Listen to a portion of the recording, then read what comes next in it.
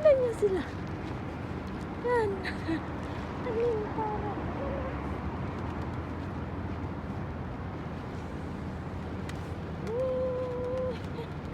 Ayun. Oh, tignan niyo. Ah. Yan, oh. May nagpapakain sa kanila eh. Yan. Dami nila.